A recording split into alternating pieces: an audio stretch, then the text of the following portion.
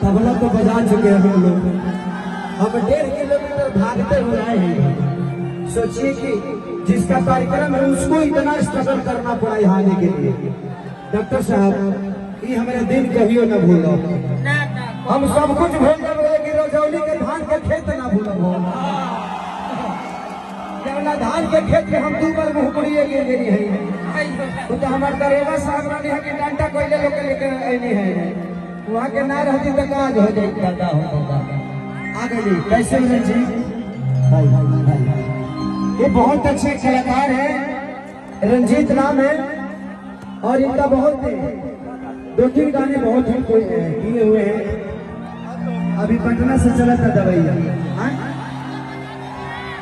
हम तो बस 2 लाइन में बात हैं। जितना आप लोगों का दिल बड़ा है उससे 2 गुना भैया का दिल बड़ा है। बस 2 लाइन में यही कहेंगे, भैया को ऐसे ही हम लोग प्यार देते रहिए कि भैया हमेशा शिखर पर पहुंचते रहे। और आप लोग गाना जिसको हम गाना को आप लोग प्यार दिए हैं, भैया बोल ही दिए, इससे बड़ी कलाकार के लिए क्या बात है। इसलिए बोला भैया का दिल बहुत बड़ा है।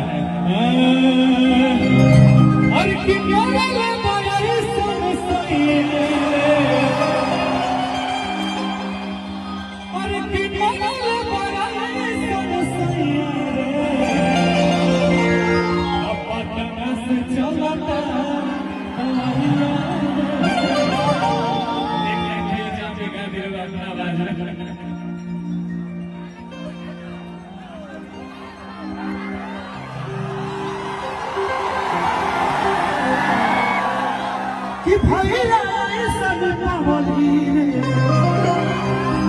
कि भैया ऐसन रंजित बबुआ तू अइला रजौली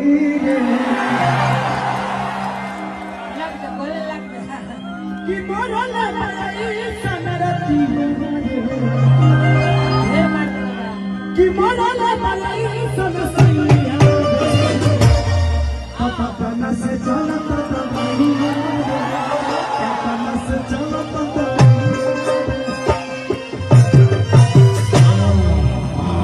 इस भाई का अगर इच्छा है तो केसारी को ये भाई मानते हैं और मैं इनको भी भाई मानता हूं। और हर कलाकार को बड़ा होना चाहिए।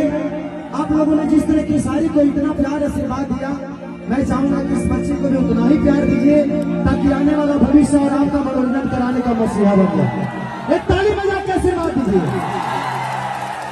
रंजीत का कहना है कि भैया अपने मुंह से इसका गाना गाने में, ऐसे मैं किसी का गाना गाता नहीं।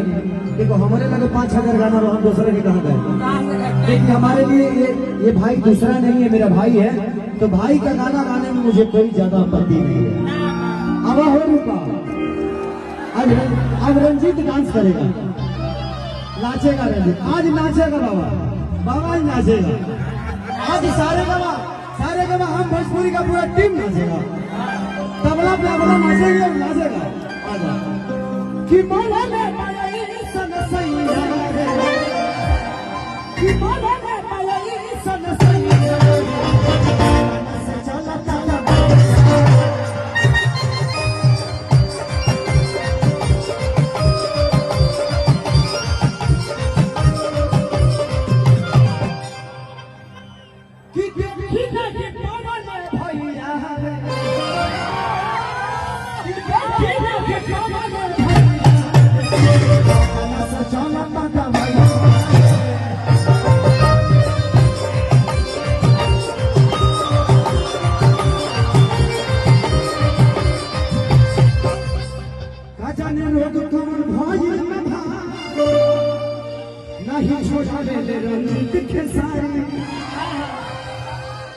कि कल है होता रही